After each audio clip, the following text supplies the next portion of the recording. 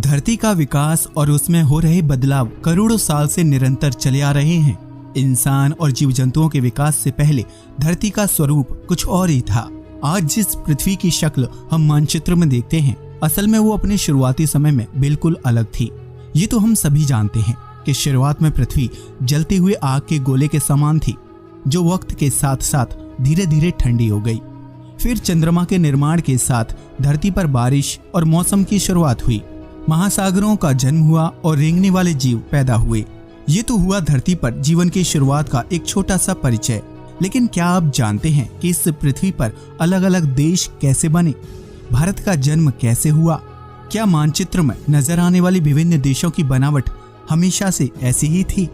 अगर आप भी इस तरह के सवालों का जवाब ढूंढ रहे हैं तो आपको इस वीडियो को आखिर तक देखने की जरूरत है, क्योंकि आज हम बात करेंगे धरती पर भारत देश के निर्माण की। वही देश जिसे हम सारे जहां से अच्छा हिंदुस्तान हमारा कहते हैं। देशभक्ति से भरी भावना के साथ ये जानना भी बेहद जरूरी है कि हमारे भारत का निर्माण कैसे हुआ और इसकी बनावट के पीछे क्या वजह है। तो देर किस बात की, आइए शुरू करते हैं ये मजेदार वीडियो। जब कई हिस्सों में बंट गई धरती, आज हम मानचित्र या सैटेलाइट से जिस पृथ्वी को देखते हैं, असल में करोड़ों साल पहले इसका रूप रंग बिल्कुल अलग था।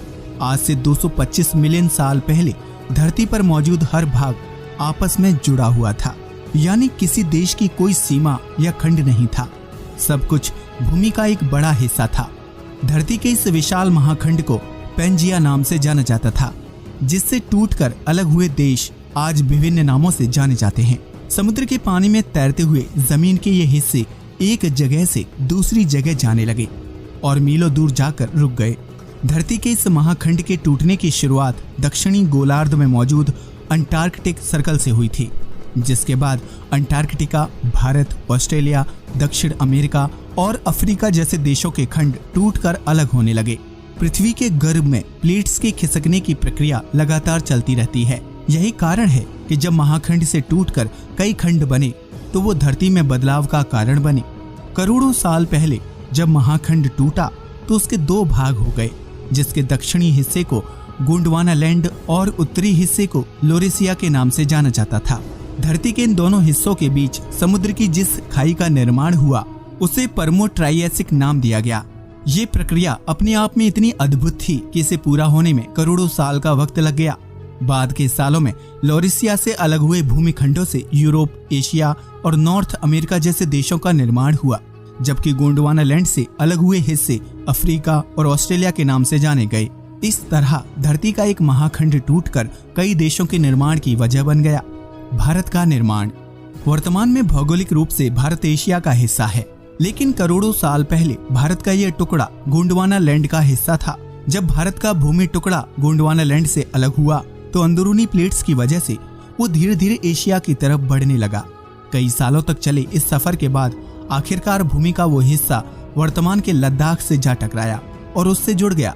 इस तरह गोंडवाना लैंड से अलग हुआ भूमि का एक हिस्सा एशिया का महत्वपूर्ण देश भारत बन गया। जब भूमि के दो टुकड़ों का टकराव होता है तो बाहरी प्लेट नीचे की तरफ चली जाती हैं, जबकि हल्की प्लेट ऊपर की तरफ उठ जाती हैं। लद्दाख की भूमि से भारत के टकराव की वजह से ही विशाल पहाड़, हिमालय और माउंट एवरेस्ट का निर्माण हुआ, जो आज पर्यटन का मुख्य केंद्र बन चुके हैं। अगर आपको लगता है कि ये प्रक्रिया कुछ सालों में पूरी हो गई होगी तो आप बिल्कुल गलत हैं, क्योंकि धरती को अपना ये रूप और आकार लेने में लाखों करोड़ों साल का लंबा वक्त लगा है। भारत की बाहरी प्लेट लगातार हिमालय की तरफ दबने लगी है, जिसकी वजह से इन पर्वतों की ऊंचाई साल दर साल बढ़ रही है। हालांकि निरंतर हो रहे इन बदलावों को आप और हम आसानी से पहचान नहीं सकते हैं, लेकिन भूवैज्ञानिक इस बात को अच्छी तरह समझते हैं कि धरती में क्या क्या बदलाव हो रहे हैं। अल्फ्रेड वीजनर की थ्योरी। धरती के महाखंड पेंजिया और उससे जुड़ी थ्योरी को दुनिया के सामने रखने का श्रेय अल्फ्रेड वीजनर को दिया जाता है, जो एक जर्मन पोलर रिसर्चर, जियोफिजिसिस्ट और मौसम वैज्ञानिक थे। उन्होंने अपने जीवन काल में मौसम और धरती में हुए बदलाव को लेकर रिसर्च की थी। अल्फ्रेड वीजनर का जन्म 1 नवंबर 1880 में जर्मनी के बर्लिन में हुआ था। उन्होंने ही अपने शोध कार्यों के दौरान बताया था कि धरती किसी जमाने में एक विशाल महाखंड के रूप में थी, जो समय के साथ विकसित होती गई। उनका कहना था कि अगर आज भी धरती के सभी टुकड़ों को जोड़ दिया जाए तो पैंजिया महाखंड दोबारा तैयार हो जाएगा। एल्फ्रेड वीजनर ने भूमि के अलग अलग खंडों की जांच की और पाया कि सभी किसी न किसी रूप से एक दूसरे से जुड़े हुए हैं। उन्होंने ही अपनी थ्योरी में बताया था कि भूमि खंडों के अलग होने के दौरान धरती पर रेंगने वाले जीव अस्तित्व में थे। एल्फ्रेड वीजनर के शोध ने धरती को समझने और उसके निर्माण को लेकर वैज्ञानिकों समेत इंसान की काफी मदद की है। हालांकि जिस तरह बदलते वक्त के साथ धरती पर कई तरह के बदलाव आए हैं, उसी तरह विभिन्न देशों का भौगोलिक निर्माण हुआ। ये बात सुनने में विचित्र जरूर लगती है कि किसी समय में पूरी धरती में भूमि का सिर्फ एक हिस्सा था, लेकिन प्रकृति में हर चीज संभव है, फिर चाहे इंसान का जन्म हो या फिर भूमि के टुकड़ों का अलग होना। तो देखा आपने किस तरह धरती प्राचीन काल से ही अपनी धुरी पर बदलाव करती आई है और ये बदलाव अभी भी जारी है। आपको और हमें इस बात का पता भी नहीं चलेगा और धरती के भीतर बदलाव होते रहेंगे। हालांकि इन बदलावों को होने में करोड़ों साल का समय लगता है, लेकिन ये प्रक्रिया अपने आप में बेहद अद्भुत और विचित्र होती है। अगर आप आज से करोड़ों साल पहले धरती पर मौजूद होते तो भारत के हिस्से को किस देश के साथ जोड़ना पसंद करते? अपना जवाब कमेंट बॉक्स में जरूर शेयर करें।